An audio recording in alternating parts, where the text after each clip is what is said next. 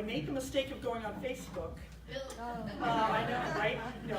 I kind of lurk on Facebook quietly, and I went out on Facebook, and there's a private chat in there for all Unitarian Universalist ministers, and there's often really good information out there, just people, I have this issue, how do you handle it, that kind of thing, and so there's going to be a lot of really good information out there. But there was this one post from a colleague that just kind of made me went, okay, I'm breathing. She had posted an article about the use of the word Latinx, okay? Now, I just want to know, how many people know the use of this word and why it's used? I'm just curious. So there's a few people in here, but yeah, this is not something that everybody knows about. So Latinx is a non-binary term used to describe people of Latina descent, okay? So rather than saying Latino, Latina, they say Latinx, right? So it takes out any sense of gender out of it. And and I've used it as a mark of respect when you're talking about certain activist circles and that kind of thing. So this article that she posted, though, spoke against this particular word as it's an American invention. And she wrote this. She says, I was, frankly, surprised that UUs, that's what we call ourselves if you didn't know, Unitarian Universalists, it's shorter. So I was, frankly, surprised that UUs were so quick to adopt the term Latinx, given the frequency with which we complain about instances of cultural imperialism and appropriation. Linguistically, Latinx makes no sense. It is offensive to many. Why have so many UUs adopted it? It seems that using this word is in the worst imperialistic US tradition. Now, so first of all, I thought that the article and the topic was a really interesting one. I'm always interested in understanding different cultures and making sure that I'm being respectful and using language in a respectful way. I think that that's something that we as UUs, we strive to do. What frustrated me wasn't the topic of Latinx, it was her tone. It's the way that she spoke about Unitarian Universalists, as if we're sort of expected to know this already. And of course, my first thought was, I don't even know if half my congregation knows what this term is, and yet she's getting upset about it. So, and I felt myself also feeling a little bit this sort of, like a little bit of shame. Because, I've used it, and I thought, oh gosh, if I've been using it wrong, and, I'm a UU minister, I'm supposed to know these things somehow, and, but I just sort of, I felt sort of shut down. I wanted to walk away from the conversation. I got kind of defensive. She was trying to shame people into knowing something that, quite frankly, is pretty fringe knowledge, right? This way of speaking is pretty new. We're trying to find ways of being inclusive and welcoming to everyone. That's really great, but it's new to us. And it's somehow I'm supposed to be an expert in everything that's anti-oppression, and we're all supposed to be there right now, right away. I felt defeated and I felt frustrated. Like I said, not at the topic, but her behavior, it felt counterproductive. Like it wasn't a dialogue she was opening, it was closing any dialogue. Now, let me give you some background to know where this is coming from, where she's coming from. Because our faith tradition of Unitarian Universalism is going through kind of a revolution. And it's a revolution that's also happening in our country at large right now. And you may or may not be aware of it. I think most of you are fairly aware of it. I think of it as an absolutely beautiful revolution. It's one long overdue. And it's a revolution of anti-oppression. It's trying to find ways of how can we be more welcoming to all the voices that have been silenced for so long, right? And it's to look deeply and honestly within each one of us as individuals and in our communities as systems about what is or might consciously or unconsciously be oppressive to minority cultures and women. It is not just us, it's this entire country we're doing this. And so the Me Too movement is part of that, Black Lives Matter is a part of that, this revolution. And I think it's amazing, but it's also difficult. It can be painful to realize that maybe we have some racism, however subconscious within us, or that maybe that there are systems that oppress women, or maybe there's homophobia embedded in an innocently asked question. This is deep work. It's deep work. It's painful, and it's beautiful, and it's needed in our denomination, in our culture, our country that has had such a history of oppression. And here's the thing. We're going to lose this revolution if shame is what drives it. We're going to lose this revolution if shame is what drives it. Shame is often, though not always, a very subtle weapon. We do it to ourselves, and others do it to us as well. In these just very subtle, sharp ways. And shame, it like worms within us, making us feel unworthy of love, and then we shut down. We shut down conversation, we shut down our hearts, and we shut down connection. It is, in my mind, one of the evilest of weapons because it hurts the soul. Subtle shaming is often indirect. And I found it in her words about when she's talking about Latinx. So, for example, we talk about subtle shaming. It's that subtle expectation that we have to be perfect at this, right? I was frankly surprised that you were so quick to adopt the term Latinx. Like, really? Like we're somehow supposed to know all the nuances and complexities around this. Any hint of not doing anti-oppression work perfectly in our culture is shaming.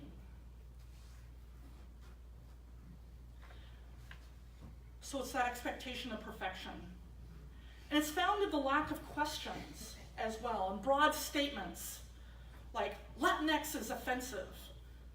Well, actually, for some, it's not. They prefer to be referred to that way.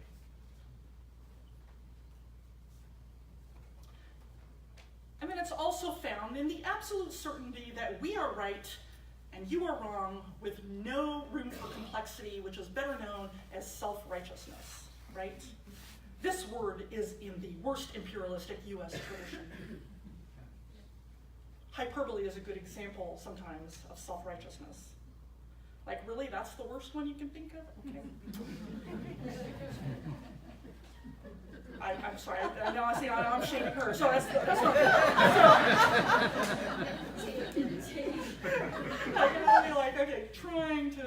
This is hard stuff, right? It's hard. We do this to each other. We use sarcastic remarks and teasing, right? If we're going to start a revolution of anti-oppression, we do need to begin with ourselves. Because shame oppresses. It's been used for centuries to keep minorities and women silent, right? Oh, you're too delicate to vote. You know, you cry too much. You can't do that, right? That's shaming. Remember from our reading, it says, there is more bloody death in their hands than we could ever wield unless we lay down our souls to become them. And then we will lose everything. So instead, imagine another world is possible. Now, one of the things that's a challenge, we are a diverse faith, which I think is beautiful and wonderful, and we're still pretty young at this. We've been going this a little over 50 years as the two denominations merged, and we're figuring out who we are. And one of the challenges that we have is, how do we figure out how to talk about this when we don't have a common theology, right? It creates challenges for us. So I kind of went to a close ally of ours. It's the UCC Church, the United Church of Christ. It's a very liberal Christian church. I like to call them kissing cousins to us. When they were tackling racism a number of years ago, they said, we need to have a sacred conversation. We need to have a sacred conversation. And I love how they put it. So from their text and their pastoral letter, they said this. They says, our conversations will be sacred if we trust in the Spirit of the living God to do a new thing in our midst and create beloved communities where, as Dr. King envisioned, descendants of former slaves and descendants of former slave owners sit down together with native peoples and immigrant peoples and their descendants to share our lives, our fears, and our dreams.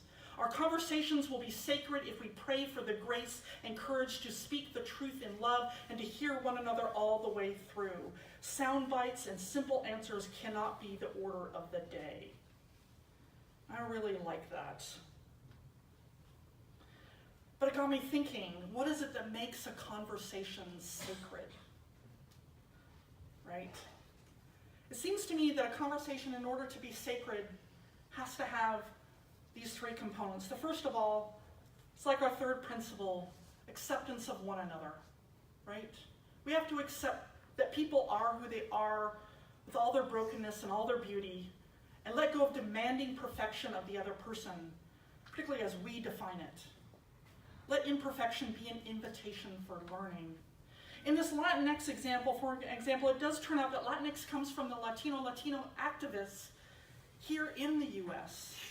And not everyone agrees about its usage. Some love it, others hate it. It's complex. And the second thing that's needed is curiosity, openness, right? So we talk about acceptance of one another and encouragement for spiritual growth, right? And if she had simply posted this and said, so what do you guys think about this article? What a wonderful conversation that would be. It turns out that the solution on whether or not to use the term Latinx is actually really simple. A number of people posted this. Ask, how do you want to be referred to? And the third thing that's needed is humility, right? To not assume that we know everything or that everything is simple. While many people responded very kindly and spoke their own truths on this Facebook post about the term Latinx to her and tried to educate her on the complexity of its usage, she still stuck to her guns. She refused to acknowledge that this issue was complex. She kept trying to argue and wasn't listening or acknowledging the other points of view. I personally think it's the only one we can create a space that has these components, right? Where we have acceptance, curiosity, and humility. That's when we can have, that's when it's safe to have sacred conversations. And quite frankly, these components go along with just about any sacred conversation you want to have, whether it's anti-oppression work or talking with your spouse about something you're upset about, right? Ask questions first, accept who they are. But of course, we're rarely taught to do this. We need to have sacred conversations. And I think we need a theology that calls us to our better selves, and it doesn't have to include God. Theology is traditionally thought of it as about the relationship between humanity and God. That's what theology discusses. But it's more than that. As I understand it, theology is about our relationship and our responsibility to that which we consider holy. If you want to call that community, justice, goddess, spirit, God, whatever. Theology is a worldview that calls us to our better selves. And if we don't have a common religious theology, how do we, as a people of a religious tradition, know how to call ourselves to our best self so that we aren't shaming one another? But I do think we actually do have a common theology. It's not one we don't talk about it because, of course, we're not going to say you have to define what God is. But it's not a religious theology. For me, it's an ethical theology. And that theology is love. We say love is the spirit of this church. I'm not talking about love in that hallmark sense of warm fuzzies or shallow tolerance of someone. I'm talking about radical love, right? That kind of radical love that gives you strength to speak up. It gives you connection with people. And it gives us hope for a possible new, better world. And it asks us to be humble, to be curious. It asks us to accept ourselves and others, imperfections and all.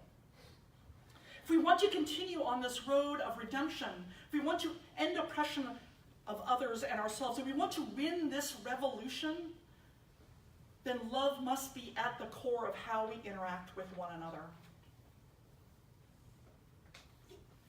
Now, I've kind of ragged on my colleague, and I haven't said her name for very obvious reasons. I just want to acknowledge she's a good person. She's a very good person, okay? She sees the pain in the world, and she wants so much to fix it, right?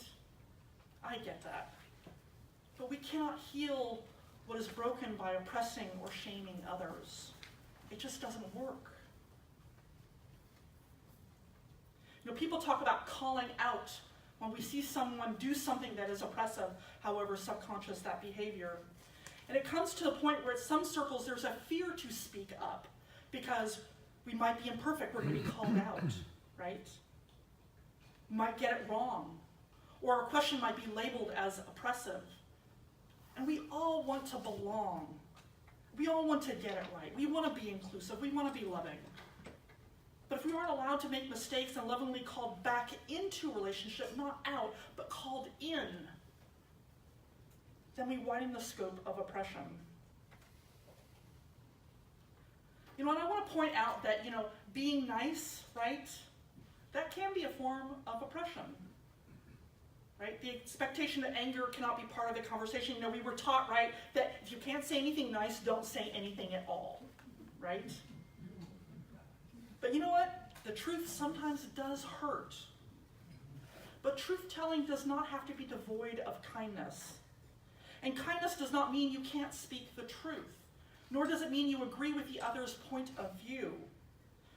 I love how Krista Tippett pointed out in our show on Being. She says, caring is not capitulation. Caring is not capitulation. Silence is capitulation. And kindness and anti-oppression work are not opposite ends of the spectrum. They're not even on the same spectrum, right? The opposite of anti-oppression is silence and ignorance. The opposite of kindness is shaming. Now, of course, this Facebook post is not the only instance of subtle shaming that I've seen in our churches, in our denomination, or in large in our society. It was just the one, it was like the straw that broke the camel's back. Okay, I've got to say something about this. And it's something I've been thinking about for a long time, to talk about this. I've seen it enough that it makes me concerned for the future of our faith. But I think we can imagine a different possibility. There are many people who are not doing this in the revolution. I want to point that out. I think our president is amazing. I think there are just absolutely amazing people who have the skills and the knowledge of how to navigate sacred conversations. But I think that there are a number who don't. And I think it's time that we lift up this issue. And of course, it's not just in our denomination. I see it all the time, particularly in the news and in politics. I'm sure I have been, as you've seen already today, guilty of it myself. The shaming of those that we disagree with, right? Maybe you even see it in some of your own relationships. Subtle shaming exists in all corners of our world. It's not always easy to spot, but just notice yourself. If you find yourself being shut down, if you find yourself, oh, I can't say anything, that's probably subtle shaming that's happening. So is it possible to create a world where love is at its center? Well, I don't think we can imagine a better world without love in it, without humility, curiosity, and acceptance of one another. But when I see shaming happen, I get kind of discouraged. But you know what? Discouragement, it dishonors our ancestors, right? All those ones who worked for a better world, who worked for the right for women to vote, who got rid of slavery, who helped with marriage equality, who helped elect new people into Congress, whatever it is, right? Gay rights activists, this church. We all thought certain things were impossible, and then they became possible when we all worked at it. And then I think about this faith. We can do this. Love is the spirit of this church. Love is the spirit of this church, and we can do this. We are building a better world right here, right now, in this room. We are building a church, a faith that embraces all manner of religious beliefs. That's amazing. No one else is doing this. It's amazing. And everyone is allowed to bring all of who they are into this space. There's no hiding. There's no closets here. No other church brings this together. And we're doing it. We don't always do it perfectly, but we're learning and we're getting better. Every single day, every single Sunday, we get a little bit better. Imagine if we can do this, then of course we can build communities based in love. We can win this revolution. We can do it. It won't mean that we give up our liberal ideals any more than you are asked to give up your own personal beliefs. But it does mean that we accept, we get curious, and we walk humbly. Imagine that. Love is the spirit of this church. So next time you think that building a new world is impossible, remember what this congregation did in the last election. Remember that love is at the heart of every movement, from suffrage to apartheid's abolishment to inclusive religion. It has to be there. It has to be visible. And remember, maybe one person can't change the entire world, but we can change the world we touch. We can change ourselves and our communities by living in a theology of love. May it be so. Blessed be and Happy New Year.